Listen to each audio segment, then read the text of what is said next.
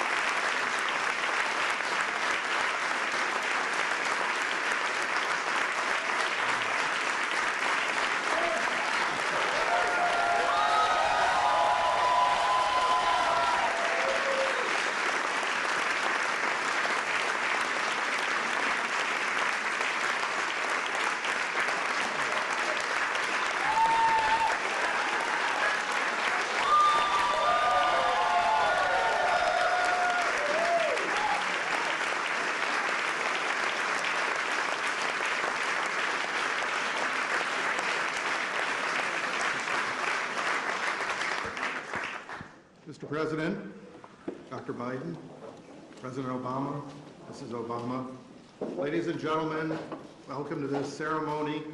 I'm John Rogers, the chairman of the White House Historical Association, and on behalf of the women and men of the association, I'm thrilled to celebrate with all of you the presentation of two magnificent American portraits today to honor and commemorate the indelible legacy of our 44th President and First Lady. Mrs. Obama, President Obama, it is a privilege to be able to carry forward this time-honored tradition of unveiling the official portraits and welcome them to the White House to be forever accessible and viewed by the public on these historic walls. Since its founding in 1961 by First Lady Jacqueline Kennedy, the White House Historical Association has been of service and a privilege to be able to acquire official portraits of those who previously were missing from the White House collection and to commission all of the portraits on record of each President and First Lady since our founding. Surviving the modern era of photography and film and technology, few mediums can transport us with such immediacy and intimacy than the American portrait, capturing at once the power, the restraint, the courage, and the beauty of the human spirit.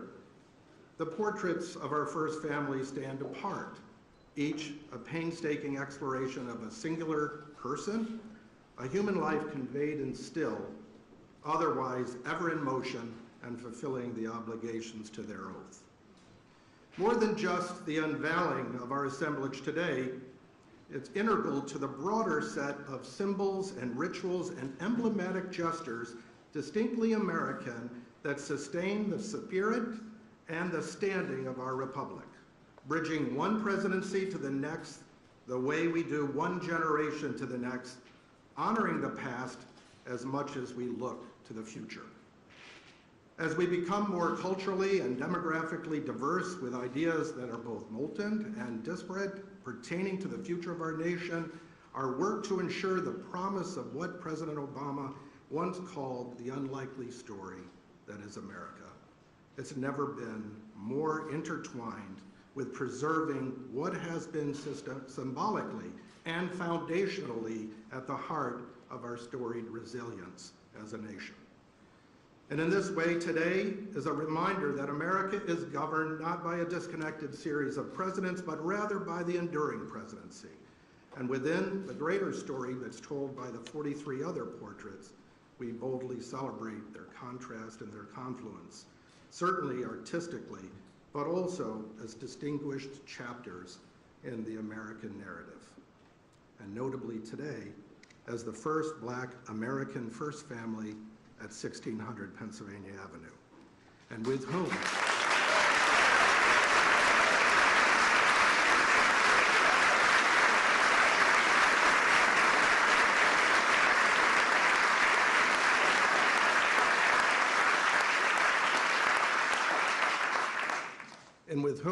we shared the joy of watching your wonderful daughters grow up here and come of age. Mrs. Obama, we thank you for your advocacy on behalf of this House and for making it possible for visitors to take pictures of these magnificent portraits among the other historic artifacts throughout the White House. I had the personal privilege of being with you and your mom when we inducted your inaugural gown into the Smithsonian collection. And may I say that the beauty of that white chiffon gown is only exceeded by the woman who wore it. And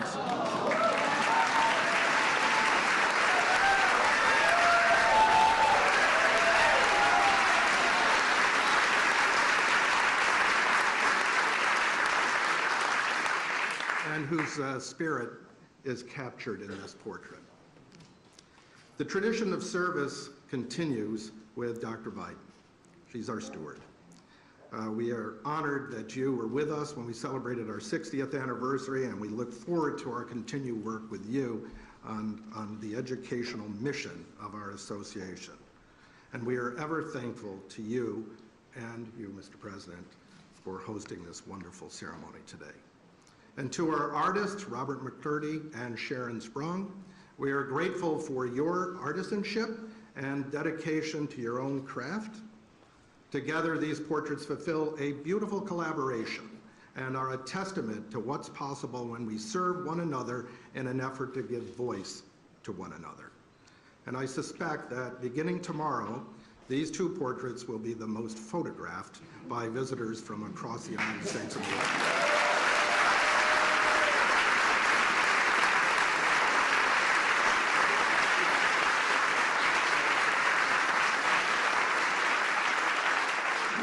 And it's now my pleasure to introduce an admirer of great institutions and national treasures, the President of the United States of America.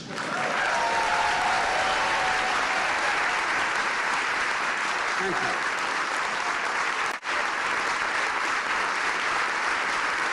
Thank you, thank you, thank you. Thank you.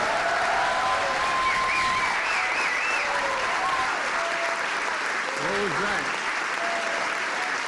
Thank you all very much, please.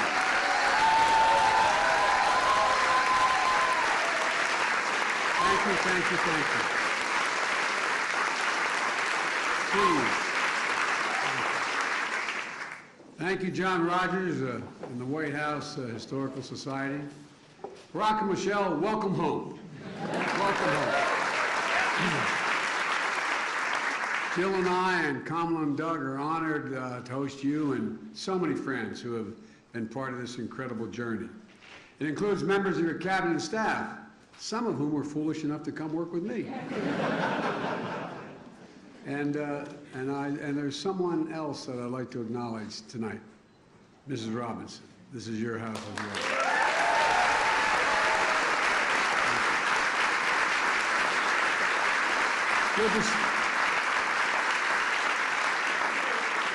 It's good to see you again, Mom. It really is. It's also good to see Miss Wilson, who known affectionately as Mama Kay.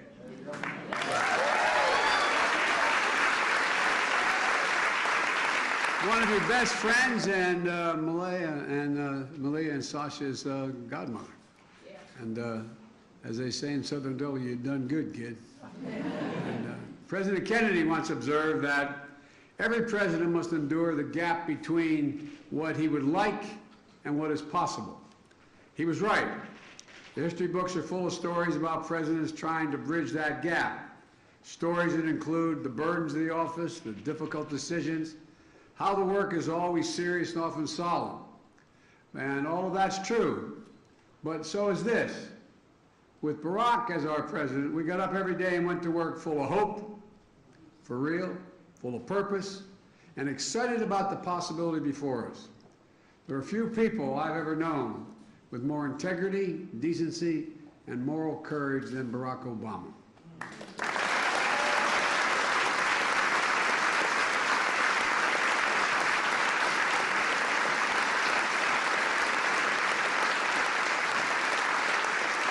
Mr. President, nothing could have prepared me better or more to become President of the United States than be at your side for 8 years. And I mean that from the bottom of my heart. You know, no matter what the issue was, no matter how difficult, no matter what it was about, doing it, you never did it with just the easy way, what the easy way out was. It was never about doing it that way. It was always about doing what was right, literally. You know, just go down the list of historic presidencies. He never gave up on the simple truth that health care was a right for all Americans. When so many were telling him, including me at one point, take the compromise, take a compromise. We weren't sure we could get anything done on ACA. Think about the compromise. You refused. You went big. And now the Affordable Care Act is there permanently, and it's even being improved on.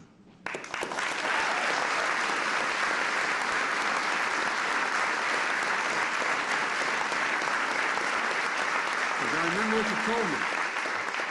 So how can I look those people in the eye and leave anybody behind? You weren't about to do that. You know, his Recovery Act brought America back from a Great Recession.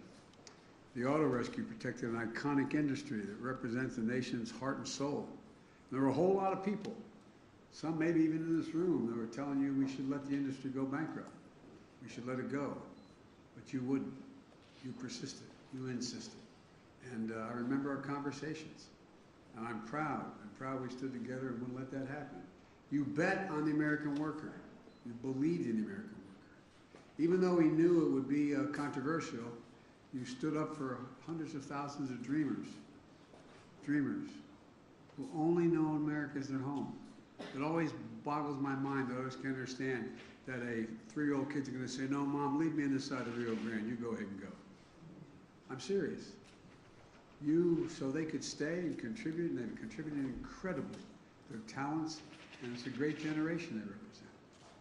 I can go on and defend what all that you've done, expanding civil rights, issue the clarion call on the climate crisis, helped us find that amazing grace, even in darkness. In countless hours, over countless meetings, under intense pressure, we always knew Barack Obama. We always knew what you'd do, what you thought was right, even if it was going to cost you politically. You know, we trusted him, all of you in this room. We believed in him, and we counted on him. And I still do. And I still do.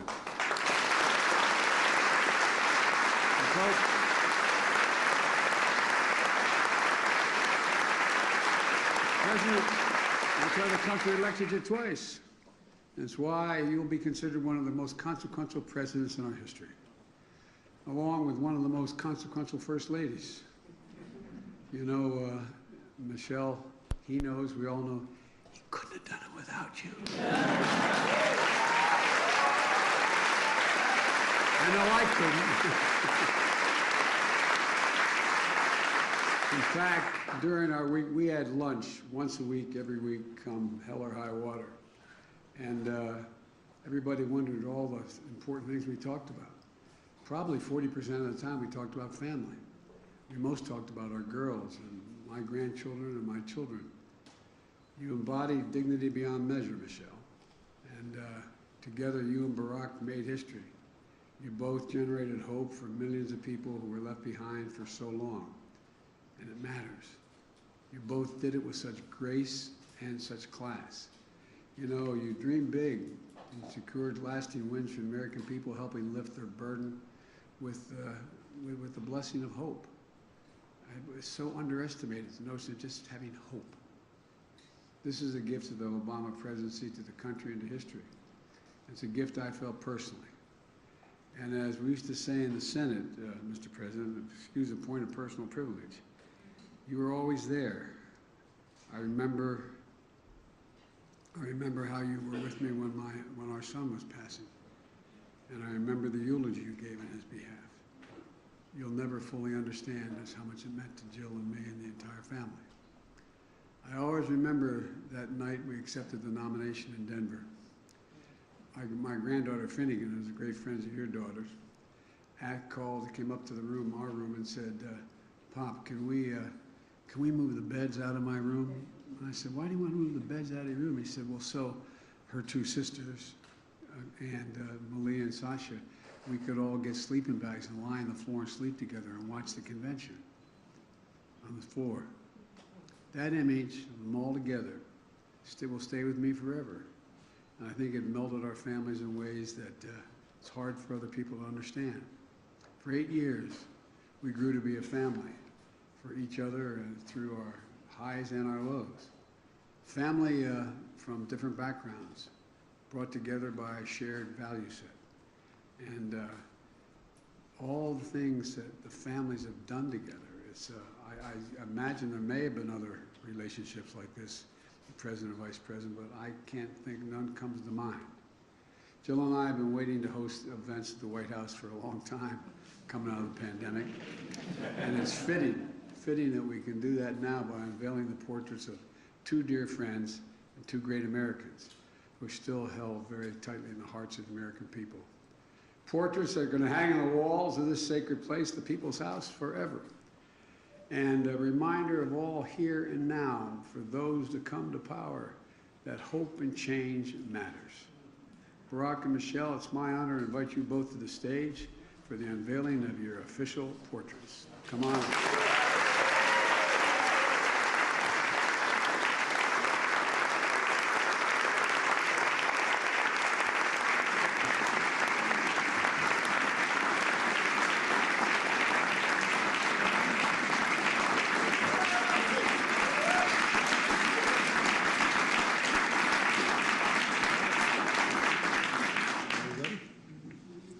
Yes? Okay. There we go.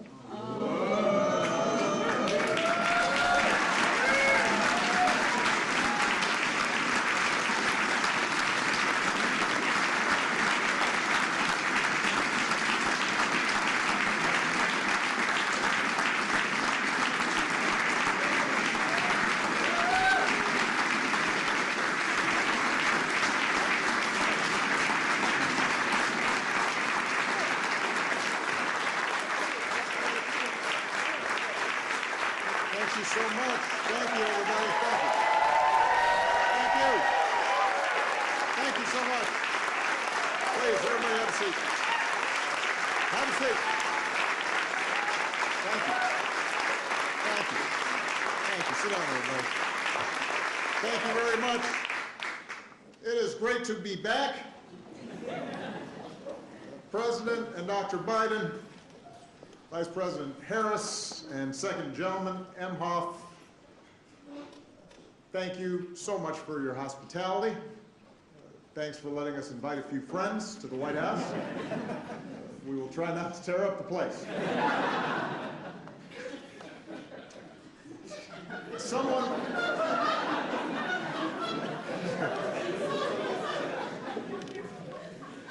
once said that if you're looking for a friend in Washington, get a dog. Our family was lucky enough to have two wonderful dogs. But I was even luckier to have a chance to spend 8 years working day and night with a man who became a true partner and a true friend. Joe, it is now America's good fortune to have you as president. You guided us.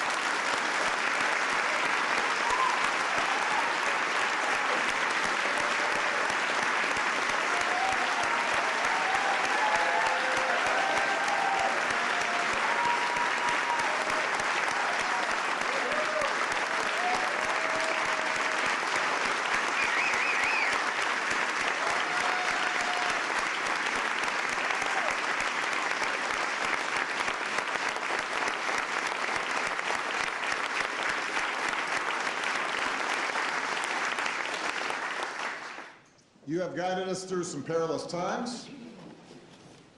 You've built on and gone beyond the work we all did together.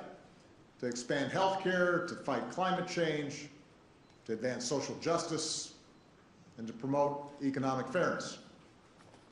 Thanks to your decency and thanks to your strength. Maybe most of all, thanks to your faith in our democracy and the American people. The country's better off than when you took office, and we should all be deeply grateful for that. So thank you so much.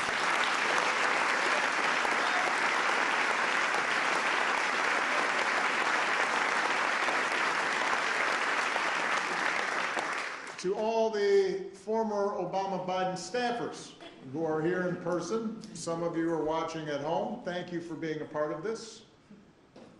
When people ask me what I miss most about the White House years, it is not Air Force One that I talk about, although I miss Air Force One.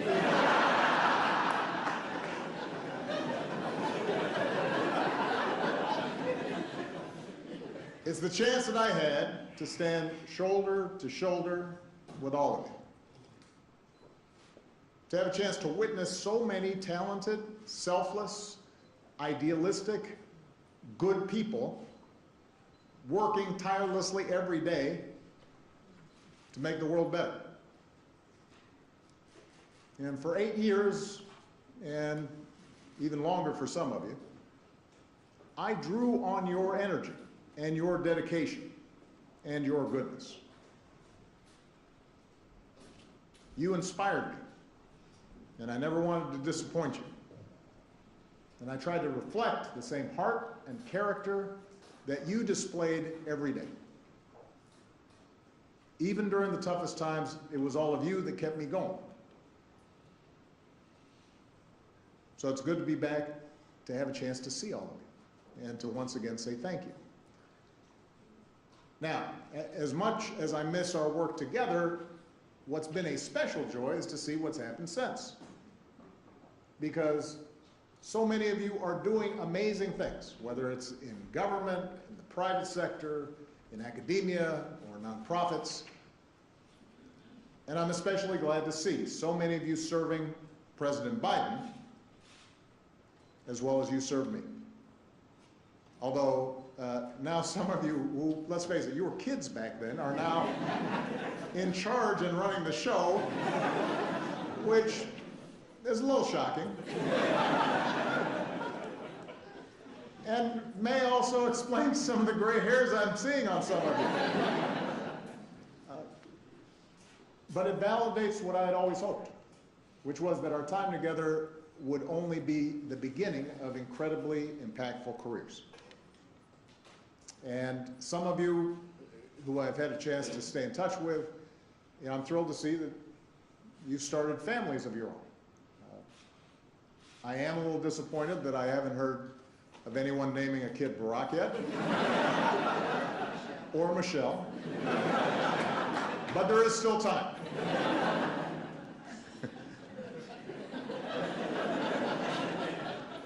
Finally, I want to say a special thanks to the White House staff. We had a chance to see them all beforehand.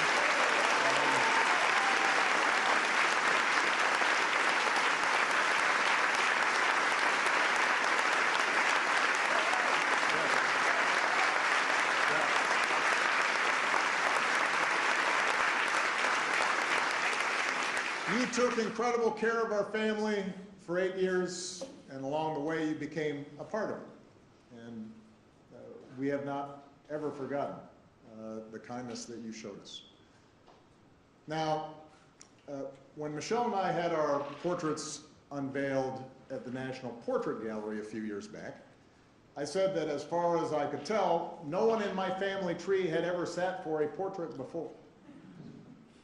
I certainly had not. And now all of a sudden we've done it twice. But these portraits have a special significance because, as Joe mentioned, they will hang in the White House alongside portraits of other presidents and first ladies dating back to George and Martha. So it was important to find the right people to paint them. I want to thank Sharon Sprung for capturing everything I love about Michelle. Her grace, her intelligence, and the fact that she's fine.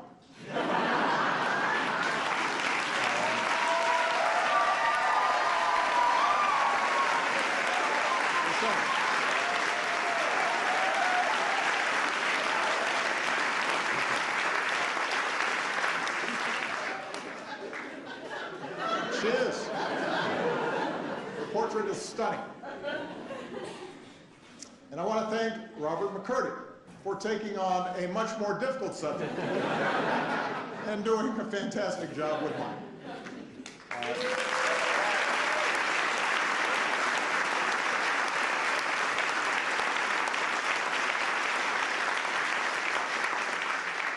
Robert is known for his paintings of public figures: Toni Morrison, the Dalai Lama, Nelson Mandela, Muhammad Ali. But what I love about Robert's work is that he paints people exactly the way they are, for better or worse. He captures every wrinkle on your face, every crease in your shirt. You'll note that he refused to hide any of my gray hairs, refused my request to make my ears smaller.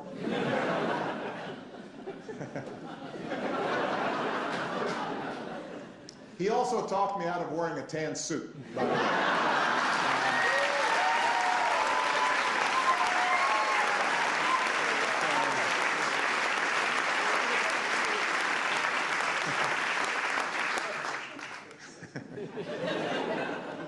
His work is so precise that at first glance it looks like a photograph.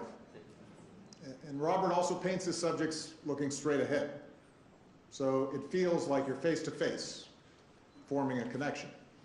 And that appealed to me, in part because presidents so often get airbrushed, even take on a mythical status, especially after you've gone, and people forget all the stuff they didn't like about you. But what you realize when you're sitting behind that desk, and what I want people to remember about Michelle and me, is that presidents and first ladies are human beings like everyone else. We have our gifts, we have our flaws. You've all experienced mine. We have good days and bad days. We feel the same joy and sadness, frustration and hope. And while it takes a certain amount of self-confidence to be president, there are nights where we lie awake, wondering if this or that decision was the right one. I've always described the presidency as a relay race.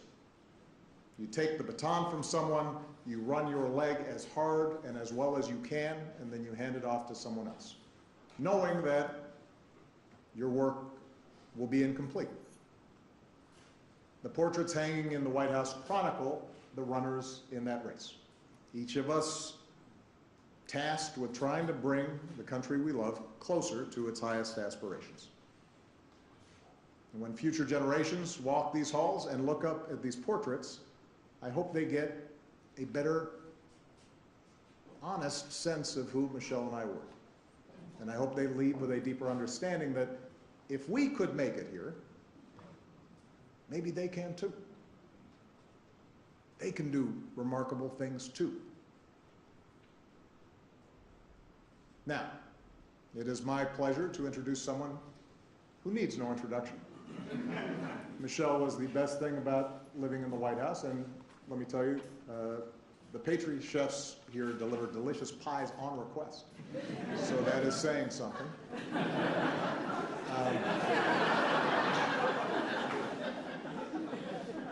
I could not ask for a better life partner, and in my humble opinion, America could not have asked for a better First Lady. Please give it up for Michelle Obama.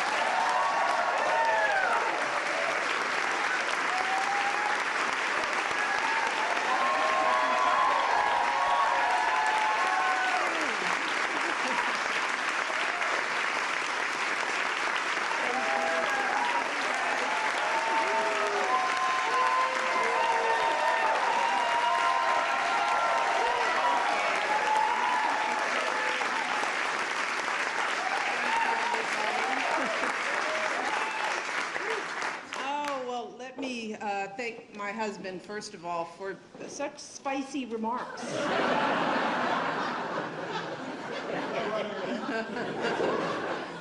And of course, thank you to Joe and Jill, President Biden, and First Lady Jill Biden.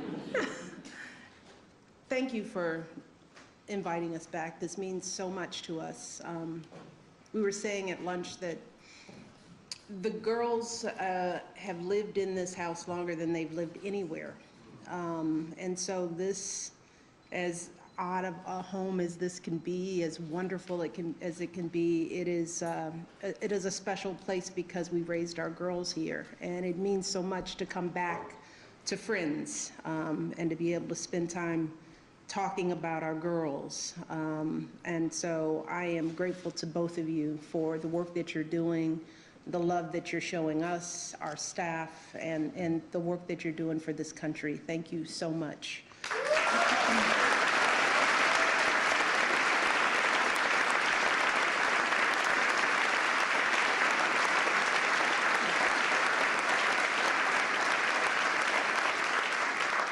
And of course to Vice President Harris, and I love to say this, second gentleman, Imhoff.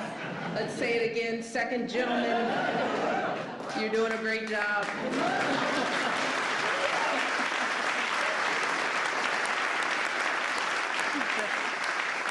Thank you for joining us today. And I can't go any further without, of course, acknowledging all of the amazing staff, friends. You're more than staff, you're friends, you're family to us, particularly the people who've been part of my team over the years. I don't have time to name everyone, thank goodness. But you all know who you are, from the campaign to the White House to today. I would not be who I am without your passion and your faith. And all the love that you poured into everything that we accomplished together. And it was amazing, historic. What did Sam Cass used to say? Unprecedented. You all mean the world to me. And I mean that from the bottom of my heart. So thank you. Proud of you, proud of the work that you've done, proud of what you're doing. I also want to take the time to recognize the resident staff. As Barack said, you guys made this a home. We snatched up a few of you all and took you with us. But for those of you who we couldn't bring, we miss you so much. We miss you so much. The best part about this house was you all. So it's so good to see you, and you all look good, so good. I'd also like to recognize Stuart McLaurin, of course, John Rogers. It's been amazing working with you all over the years. I have to recognize Bill Allman, who has been fabulous to work with over the years.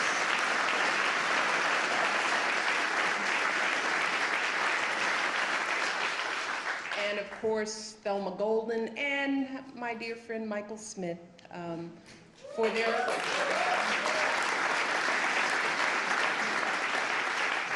we are where we are because of their comprehensive and rigorous work to identify these incredible artists. And that brings me to our artist, of course, Robert McCurdy, who, you did a good job.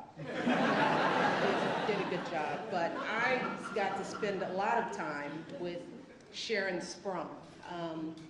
And Sharon now joins a small but mighty group of women who've painted an official portrait here at the White House.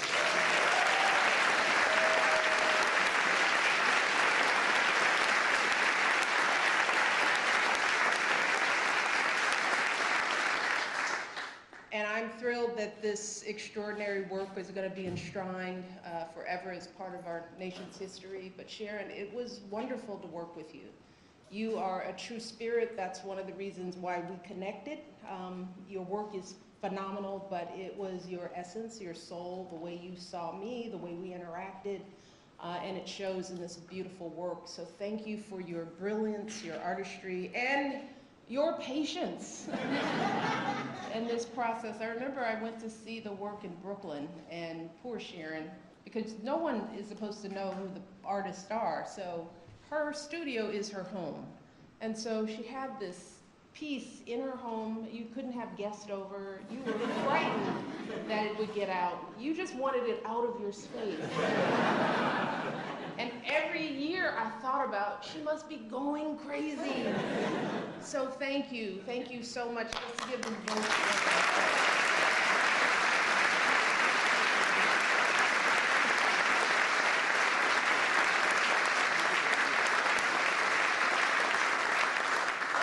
Believe it or not, it is still a bit odd for me to stand in this historic space, see this big, beautiful painting staring back at me. Growing up on Euclid Avenue, Monty, I never could have imagined that any of this would be part of my story. But even if it's all still a bit awkward for me, I do recognize why moments like these are important. Why all of this is absolutely necessary.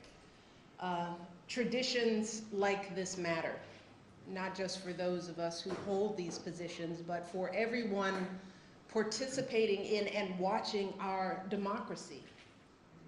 You see, the people, they make their voices heard with their vote. We hold an inauguration to ensure a peaceful transition of power. Those of us lucky enough to serve, work, as Barack said, as hard as we can for as long as we can, as long as the people choose to keep us here. And once our time is up, we move on. And all that remains in this hallowed place are our good efforts and these portraits. Portraits that connect our history to the present day. Portraits that hang here as history continues to be made. So for me, this day is not just about what has happened, it's also about what could happen. Because a girl like me, she was never supposed to be up there next to Jacqueline Kennedy and Dolly Madison. She was never supposed to live in this house, and she definitely wasn't supposed to serve as First Lady. Love you, Michelle.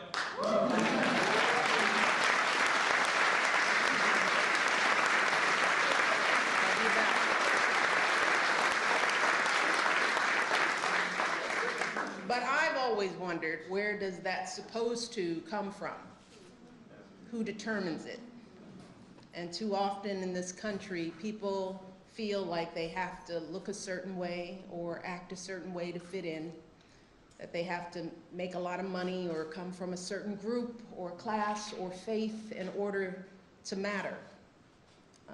But what we're looking at today, a portrait of a biracial kid with an unusual name and the daughter of a water pump operator and a stay-at-home mom. What we are seeing is a reminder that there's a place for everyone in this country. Because as Barack said, if the two of us can end up on the walls of the most famous address in the world, then again, it is so important for every young kid who is doubting themselves to believe that they can too. That is what this country is about. It's not about blood or pedigree or wealth. It's a place where everyone should have a fair shot.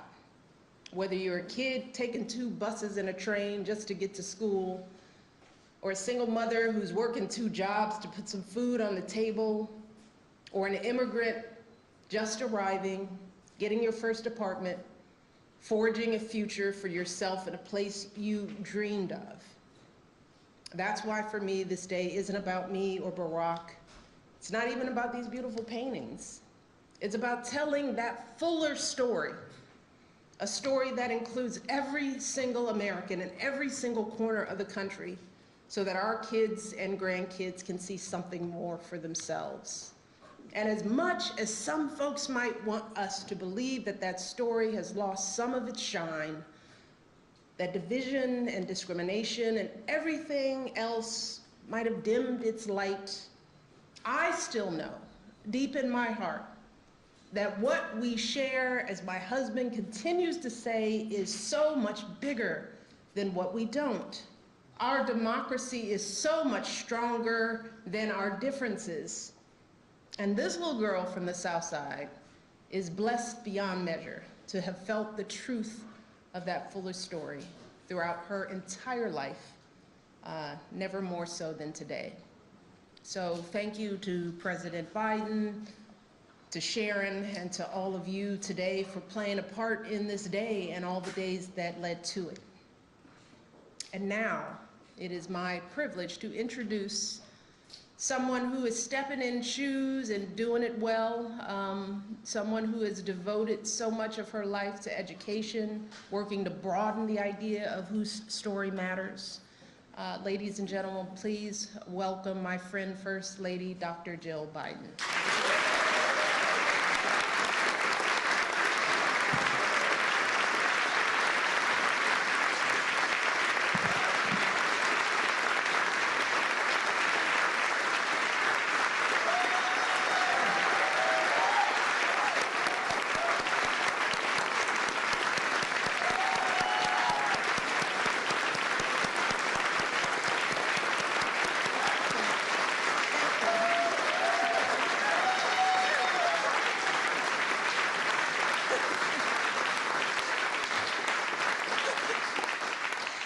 Joe, honestly, everybody stood with Joe.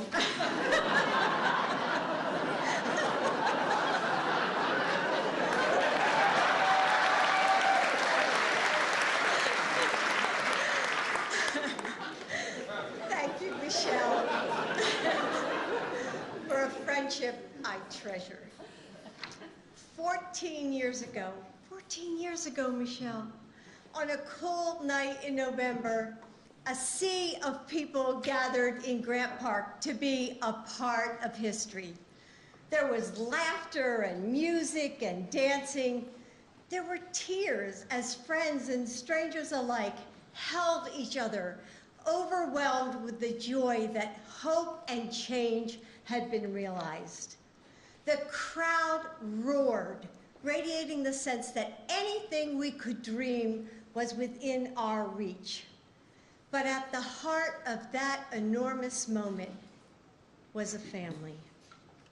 2 little girls who would grow up exploring the secret halls and hideaways of the White House.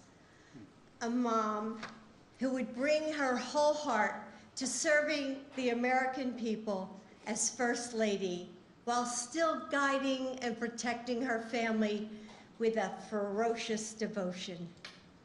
A grandmother who would do absolutely anything for the family she loves and even move to Washington, D.C. And a father who showed the world the meaning of yes, we can.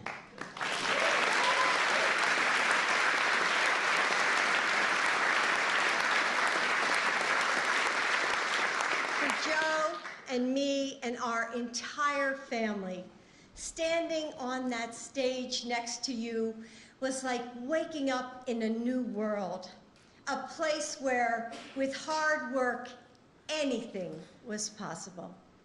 And it wasn't just the Bidens. So many of you were also there. You remember how it felt. It was magic, wasn't it? That night, your family connected us all. And our family, the Obama-Biden team, every one of you who were fired up and ready to go, together, we changed the course of this country forever. And when I look at these portraits, I see family. Your family, the family we all built, and the families across America that we served together.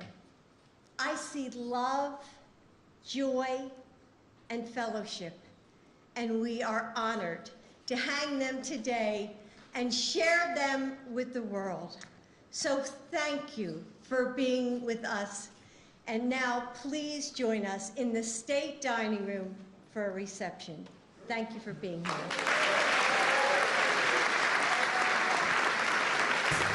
Ladies and gentlemen, please remain in your seats while the President and Dr. Biden, President and Mrs. Obama, and the Vice President and Second Gentleman depart.